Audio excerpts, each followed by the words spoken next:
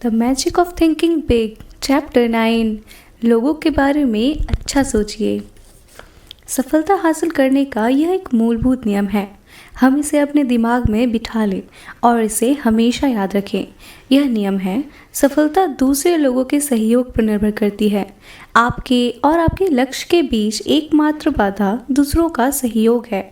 इसे इस तरीके से देखें, किसी अफसर को अपने आदेशों के पालन के लिए कर्मचारियों पर निर्भर होना पड़ता है। अगर वे उसके आदेश नहीं मानेंगे तो कंपनी का प्रेसिडेंट उस अफसर को नौकरी से निकाल देगा, जबकि कर्मचारियों का कुछ नहीं बिगड़ेगा। सेल्समैन को अपना सामान बेचने के लिए ग्राहकों पर निर्भर होना पड़ता है। अगर ग्राहक उसका सामान ना खरीदे तो सेल्समैन असफल हो जाएगा। इसी तरह कॉलेज का डीन भी अपने शैक्षणिक कार्यक्रम में सहयोग के लिए प्रोफेसरों पर निर्भर होता है। एक राजनेता अपने चुनाव के लिए मतदाताओं पर निर्भर होता है। एक लेखक अपनी किताबों की बिक्री के लिए पाठकों पर निर्भर होता है। कोई चेन स्टोर मालिक सिर्फ इसलिए चेन स्टोर मालिक बना क्योंकि कर्मचारियों ने उसे लीडर माना और ग्राहकों ने उसकी व्यावसायिक योजना को पसंद किया। इतिहास में ऐसे भी समय रहे हैं जब किसी आदमी ने केवल अपनी ताकत के दम पर सत्ता हासिल की है। उस दौर में या तो आदमी लीडर के साथ सहयोग करता था या फिर उसका सिर धड़ से अलग कर दिया जाता था। परंतु यह जान ले कि आजकल या तो कोई आदमी आपको इच्छा से सहयोग देगा या फिर वह आपको बिल्कुल भी सहयोग नहीं देगा। अब आप यह पूछ सकते हैं, चलिए यह मान लिया कि मैं जो सफलता चाहता हूँ उसे हासिल करने के लिए मुझे दूसरों पर निर्भर रहना पड़ता है, परंतु मैं किस तरह इन लोगों को प्रेरित करूं कि वे मुझे सहयोग दें और मुझे लीडर माने? इसका जवाब एक छोटे से वाक्य में दिया जा सकता है। लोगों के बारे में अच्छा सोचिए। जब आप लोगों के बारे में अच्छा सोचेंगे तो वे आपको पसंद करेंगे और आपका सहयोग भी करेंगे। यह अध्याय बताता है कि आप ऐसा कैसे कर सकते हैं। दिन में हजारों बार इस तरह का दृश्य घटित होता है। किसी कमेटी या समूह की बैठक चल रही है। इसका लक्ष्य है किसी प्रमोशन, नई नौकरी, क्लब की सदस्यता, सम्मान के लिए नामों पर विचार, जैसे कंपनी के नए प्रेसिडेंट, नए सुपरवाइजर, नए सेल्स मैनेजर के लिए। समूह के सामने एक नाम रखा जाता है। चेयरमैन पूछता है, इसके बारे में आपकी क्या राय है? इसके बाद वहां बैठे सभी लोग अपनी अपनी राय देते हैं। कई नामों के बारे में यह राय सकारात्मक होती है, जैसे वह बढ़िया आदमी है, लोग उसकी तारीफ करते हैं, उसका तकनीकी ज्ञान भी अच्छा है। मिस्टर एफ, वह मिलनसार है, खुश मिजाज है, मुझे यकीन है कि यह आदमी हमारे ऑफिस में ठीक तरह से फिट हो जाएगा। कई नामों पर विचार करते समय हम नकारात्मक वक्तव्य भी सुन सकते हैं। मुझे लगता है कि हमें इस आदमी के बारे में अच्छी तरह खोजबीन करनी चाहिए। उसकी लोगों से पटरी नहीं बैठ पाती। मैं जानता हूँ कि उसका शैक्षणिक और तकनीकी ज्ञान अच्छा है, मुझे उसकी योग्यता पर कोई संदेह नहीं है, परंतु फिर भी मुझे इस बात की चिंता होती है कि वह हमारी कंपनी में किस तरह फिट होगा। लोग बाग न तो उसे पसंद करते हैं न ही उसकी इज्जत करते हैं। यह एक बहुत ही महत्वपूर्ण सिद्धांत है। 10 में से 9 बार पसंद किए जाने की बात सबसे पहले कही जाती है और ज़्यादातर मामलों में पसंद किए जाने के तत्व को तकनीकी योग्यता से ज़्यादा महत्व दिया जाता है। यूनिवर्सिटी प्रोफेसर के चयन में भी यही सिद्धांत महत्वपूर्ण भूमिका निभाती है। मेरे खुद के एकेडमिक अनुभव से मैं जानता हूँ कि नए फैकल्टी मेंबर के लिए नामों पर किस तरह विचार किया जाता है। जब भी नाम आता था, समूह उस पर इस तरह चर्चा करता था या विचार करता था, क्या वह फिट बैठ पाएगा? क्या छात्र उसे पसंद करेंगे? क्या वह स्टाफ के दूसरे लोगों को साथ लेकर चल सकेगा? अगर किसी आदमी को पसंद नहीं किया जाता हो तो वह अपने छात्रों को प्रभावी ढंग से नहीं पढ़ा पाएगा। इस बात को ठीक से समझ लें। किसी आदमी को ऊपर की तरफ खींचा नहीं जाता है, इसके बजाय उसे बस सहारा दिया जाता है। आज के दौर में किसी के पास इतनी फुर्सत या इतना धीरज नहीं है कि वह किसी दूसरे को नौकरी की सीढ़ी पर ऊपर खींचे। किसी व्यक्ति को इसलिए चुना जाता है क्योंकि वह बाकी सभी लोगों से ऊंचा नजर आता है। हमें ऊपर की सीढ़ी पर चढ़ने के लिए सहारा तब दिया जाता है जब लोगों को यह लगता है कि वे हमें पसंद करते हैं। आप जब भी एक दोस्त बनाते हैं, वह आपको 1 इंच ऊपर पहुंचा देता है, और चूंकि आप पसंद किए जाते हैं इसलिए ऊपर उठाते समय सामने वाले को वजन भी नहीं लगता। सफल लोगों के पास लोकप्रिय बनने की योजना होती है। क्या आपके पास है? जो लोग चोटी पर पहुंचते हैं वे इस बारे में ज़्यादा नहीं बताते कि लोगों के बारे में अच्छा सोचने की उनकी तकनीकें क्या हैं। परंतु आपको यह जानकर हैरानी होगी कि बहुत से महान लोगों के पास लोगों को प्रभावित करने की एक स्पष्ट, निर्धारित, यहाँ तक कि लिखित योजना भी होती है। राष्ट्रपति लिंडन जॉनसन का उदाहरण लें। प्रेसिडेंट बनने के बहुत पहले लिंडन जॉनसन ने सफलता का अपना 10 सूत्रीय कार्यक्रम तैयार किया था। इतिहास गवाह है कि वे इन सूत्रों को अपने जीवन में उतारते थे और यह सूत्र हैं: पहला, नाम याद रखने की आदत डालें। अगर आप ऐसा नहीं करते तो सामने वाले व्यक्ति को ऐसा लग सकता है कि आपकी उनमें रुचि नहीं है। दूसरा, एक ऐसे आरामदेह व्यक्ति बनिए जिससे आपके साथ होने पर कोई तनाव में न रहे। मजाक या अनुभवी टाइप के आदमी बनिए। तीसरा, अपने दिमाग को ठंडा रखने की आदत डालिए ताकि कठिन परिस्थितियां आपको उत्तेजित या परेशान न कर सके।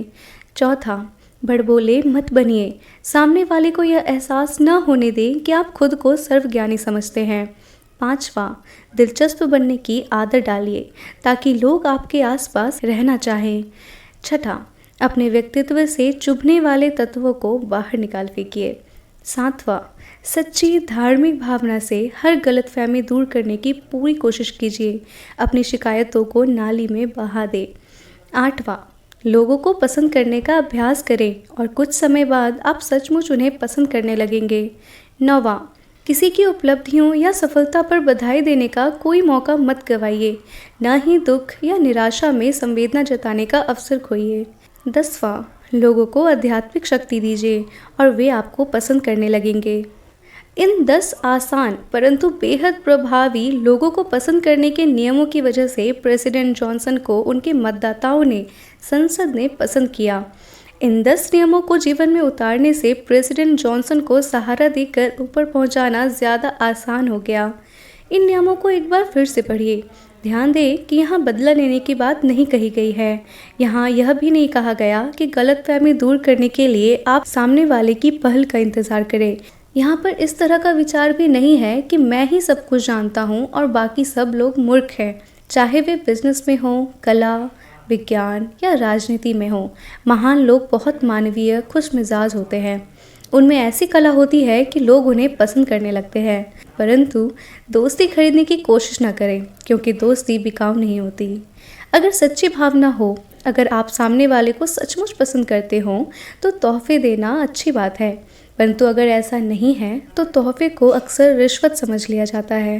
दोस्ती खरीदी नहीं जा सकती, और जब हम इसे खरीदने की कोशिश करते हैं तो हमें 2 तरह से नुकसान होता है। पहला, हम पैसा गंवाते हैं। दूसरा, हम दुर्भावना पैदा करते हैं। दोस्ती करने में पहल कीजिए, सफल लोग यही करते हैं।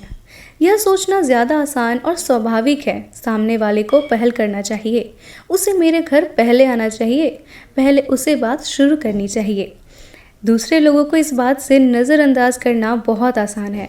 हाँ, यह आसान है और स्वाभाविक है, परंतु लोगों के बारे में अच्छा सोचने का यह सही तरीका नहीं है। अगर आप इस बात का इंतज़ार करेंगे कि दूसरा आदमी दोस्ती की नींव रखे, तो आपके पास कभी ज़्यादा दोस्त नहीं होंगे। वास्तव में यही सच्चे लीडर की पहचान है कि वह लोगों से पहचान बढ़ाने में पहल करता है। अगली बार आप जब भी किसी बड़े समूह में खड़े हों तो इस बात को ध्यान से देखें। वहाँ पर मौजूद सबसे महत्वपूर्ण व्यक्ति वह होता है जो अपना परिचय देने में सबसे ज़्यादा सक्रिय होता है। वह आदमी सचमुच सफल होगा जो आपके पास आता है, आपसे हाथ मिलाता है और कहता है, हेलो, मैं जयकार। इस बात पर थोड़ा विचार कीजिए और आप पाएंगे वह आदमी इसलिए सफल होगा क्योंकि वह दोस्ती बनाने के लिए मेहनत कर रहा है। लोगों के बारे में अच्छा सोचिए। जैसा मेरे एक दोस्त का कहना है, चाहे मैं उसके लिए महत्वपूर्ण ना हूँ, परंतु वह मेरे लिए महत्वपूर्ण है। इसी कारण मुझे उसे करीब से जानना चाहिए। आपने कभी सोचा है कि लोग लिफ्ट का इंतज़ार करते समय पुतलों की तरह खड़े क्यों रहते हैं? जब तक कि वे अपने किसी परिचित के साथ ना हों, तब तक ज़्यादातर लोग अपने आसपास खड़े लोगों से बात तक नहीं करते। एक दिन मैंने इस बारे में छोटा सा प्रयोग करने का फैसला किया। मैंने अपने पास खड़े आदमी से बातचीत शुरू करने का फैसला किया। मैंने 25 बार लगातार ऐसा किया और 25 बार ही मुझे इसके जवाब में सकारात्मक दोस्ताना जवाब मिला। हालांकि अजनबियों से बात करने को अच्छे मैनर्स में शामिल नहीं किया जाता, परंतु ज़्यादातर लोग फिर भी इस बात को पसंद करते हैं और यह रहा इसका लाभ। जब आप किसी अजनबी के बारे में कोई सकारात्मक बात कहते हैं तो आपका मूड अच्छा हो जाता है, आपको भी अच्छा लगता है और आपको शांति और खुशी भी मिलती है। हर बार जब भी आप किसी आदमी की तारीफ करते हैं तो आप दरअसल अपने आप को लाभ पहुंचा रहे हैं। जरा सी पहल से दोस्त बनाने के 6 तरीके। पहला, हर मौके पर दूसरों को अपना परिचय दीजिए। पार्टी में, बैठकों में, हवाई जहाज़ में, ऑफिस में, हर जगह। दूसरा, यह पक्का कर लें कि सामने वाला आपका नाम ठीक से जान ले। तीसरा, यह पक्का कर लें कि आप सामने वाले के नाम का उच्चारण ठीक से कर ले। चौथा, सामने वाला का नाम लिख ले और यह पक्का कर लें कि आपने उसकी स्पेलिंग सही लिखी हो। अगर आप किसी के नाम की गलत स्पेलिंग लिखोगे तो हो सकता है कि वह दोस्त के बजाय आपका दुश्मन बन जाए। अगर संभव हो तो उसका पता और फ़ोन नंबर भी लिख ले। पांचवा, आप जिन नए दोस्तों से मिले उनमें से आप जिससे परिचय बढ़ाना चाहते हो उसे चिट्ठी लिखें या फ़ोन करें, यह बहुत महत्वपूर्ण है। छठा और सबसे आखिरी बात, अजनबियों से अच्छी बात कीजिए। इससे आपको भी अच्छा लगेगा और आपका दिन भी अच्छा जाएगा। इन 6 नियमों पर अमल करना ही लोगों के बारे में अच्छा सोचने का सही तरीका है। एक बात तो तय है, आम आदमी इस तरह से नहीं सोचता। आम आदमी कभी परिचय देने में पहल नहीं करता, इस बात का इंतज़ार करता है कि सामने वाला पहल करे। पहल कीजिए, सफल लोगों की तरह बनिए, लोगों से मिलने की कोशिश कीजिए, दब्बू या संकोची मत बनिए। ज़रा हट कर काम करने से मत घबराइए। यह पता कीजिए कि सामने वाला आदमी कौन है और उसे बताइए कि आप कौन हैं। याद रखें, आम आदमी दुनिया में किसी भी चीज़ से ज़्यादा खुद के बारे में बातें करना पसंद करता है। जब आप उसे इस बात का मौका देते हैं तो वह आपको पसंद करने लगता है। चर्चा में उदारता दिखाना दोस्त बनाने का सबसे आसान और अचूक तरीका है। और चर्चा में उदारता का दूसरा लाभ भी महत्वपूर्ण है, जिसमें आप लोगों के बारे में ज़्यादा जान जाते हैं। जैसा हमने पहले अध्याय में कहा है, हम अपनी सफलता की प्रयोगशाला में लोगों का अध्ययन करते हैं। हम उनके बारे में, उनकी विचार प्रक्रिया, उनके अच्छे और बुरे गुणों के बारे में, वे कोई काम क्यों और कैसे करते हैं, इस बारे में हम जितना ज़्यादा जान लेते हैं हमें उतना ही लाभ होता है, क्योंकि इस जानकारी में हम उन्हें प्रभावित करने के तरीके आसानी से ढूंढ सकते हैं। मैं आपको एक उदाहरण देना चाहूँगी। बाकी विज्ञापन एजेंसियों की ही तरह न्यूयॉर्क की एक एडवर्टाइजिंग एजेंसी भी जनता को यह बताया करती थी कि जनता को इसके विज्ञापन में बताई चीज़ें क्यों खरीदनी चाहिए, परंतु यह एजेंसी एक काम और करती थी। यह अपने लिखने वाले को हर साल 1 सप्ताह के लिए दुकान में सेल्समैन के काम पर रखती थी, ताकि वे वहां पर उनके द्वारा विज्ञापित चीजों के बारे में लोगों के विचार सुन सके। सुनने से ही उन्हें इस बात की प्रेरणा मिलती थी कि वे बेहतर, ज्यादा असरदार विज्ञापन लिख सके। कई प्रगतिशील कंपनियां अपने उन कर्मचारियों का आखिरी इंटरव्यू लेती है जो काम छोड़कर जा रहे हैं। इसका कारण यह नहीं होता कि वे कर्मचारी को वहां पर रोकने का प्रयास करती है, बल्कि यह जानने का प्रयास करती है कि वे काम छोड़कर क्यों जा रहे हैं। कंपनी के कर्मचारियों के साथ संबंध सुधारने में यह इंटरव्यू बहुत काम आता है। सुनने से फायदा होता है। सुनना सेल्समैन के लिए भी फायदेमंद होता है। अक्सर लोग यह सोचते हैं कि अच्छा सेल्समैन वह होता है जो अच्छा वक्ता हो या तेज बोलने वाला हो, परंतु सेल्स मैनेजरों पर अच्छे वक्ता का उतना प्रभाव नहीं पड़ता है जितना कि एक अच्छे श्रोता का पड़ता है। एक ऐसा आदमी जो सवाल पूछ सकता है और उसके अपेक्षित जवाब हासिल कर सकता है। चर्चा में बोलने की बागडोर मत थामे रहिए। सुनिए, दोस्त बनाइए और सीखिए। आप दूसरे लोगों के लिए जो छोटी छोटी चीज़ें करते हैं वे बहुत महत्वपूर्ण हैं। अगर आपका लोगों के बारे में सोचने का नज़रिया सही हो तो आपकी बहुत सी कुंठाएं और आपका तनाव निश्चित रूप से कम हो जाएगा।